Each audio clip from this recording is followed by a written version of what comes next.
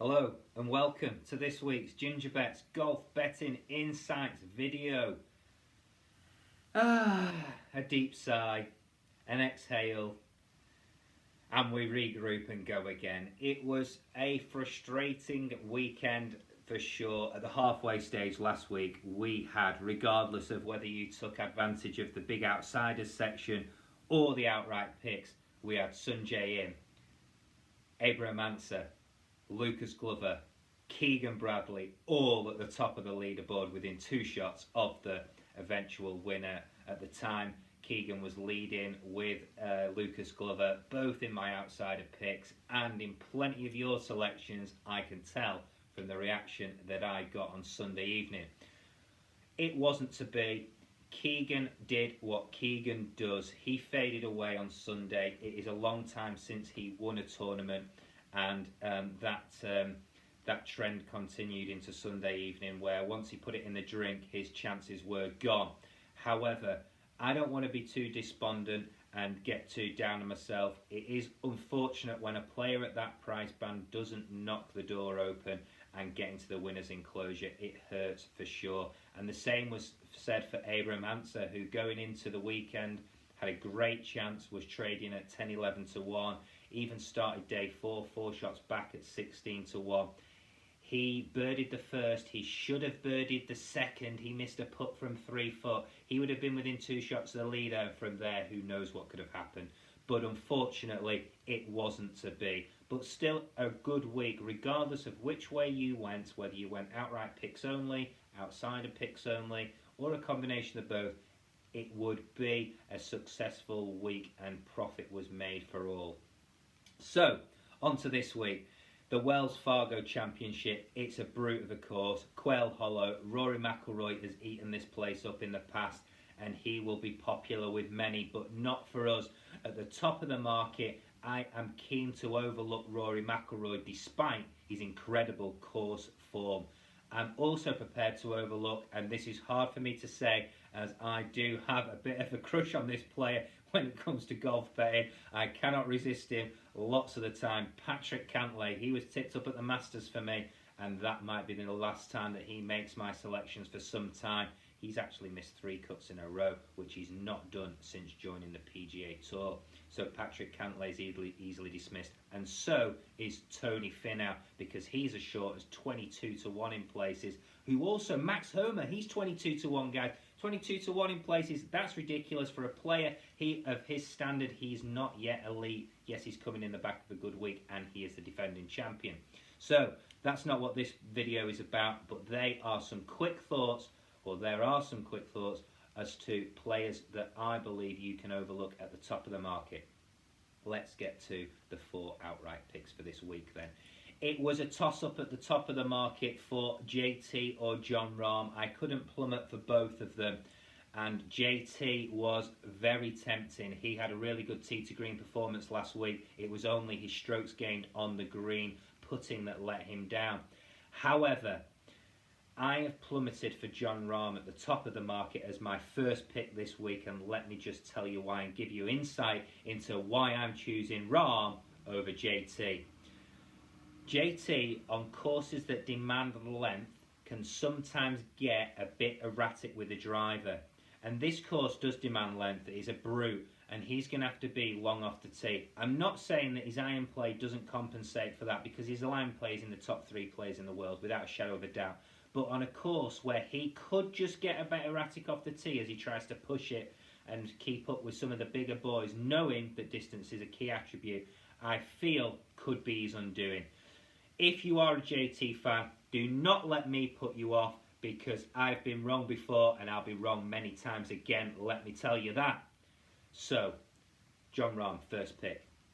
Second pick, and the pick that I'm most excited about this week, he is a player that is 8th in driving distance off the tee. And when you look at him on TV, you would not believe that. He is a slight figure, but he is turning into a really good player on the PGA Tour. I believe he has a major in him, and he is under close consideration for me later this month in the US PGA Championship that takes place at Keogh Island.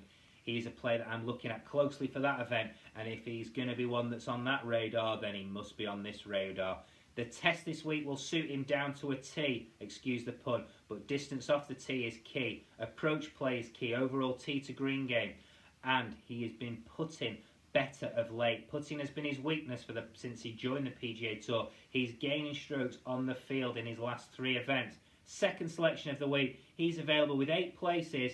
Joaquin Niemann, 33 to 1, 8 places, 35 to 1, 6 places. I suggest the 8. Third selection, I'm going to have to take a quick glance at my notes.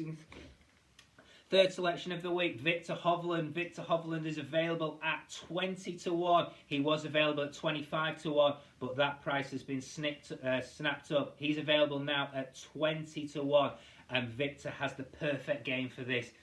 Top player off the tee, top player in approach, and he is improving that all-important weakness of his, which is strokes gained around the green. He's improving it dramatically. Just look at some of his recent form and look at the recent data around that attribute. So the third selection this week is 20 to 1, 8 places available with William Hill. 8 places with William Hill, 20 to 1. That price won't be there come the off. He'll be 18 to 1 across the board, regardless of 6 places or 8. So if you're thinking Viktor Hovland, think William Hill. Think it now. Right, fourth and final selection.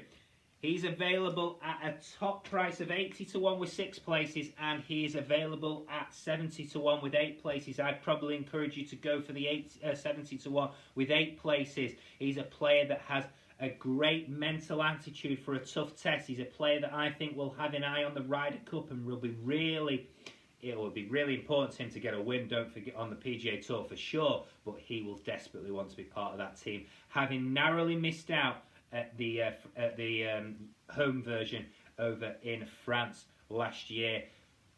Fourth selection of the week, Matthew Wallace. Matt Wallace is my fourth selection of the week, and let me quickly tell you why, because I don't want to keep you too long. He performs really good on demanding tracks. His best performances over in the US have come at major championships or really challenging tee to green tracks.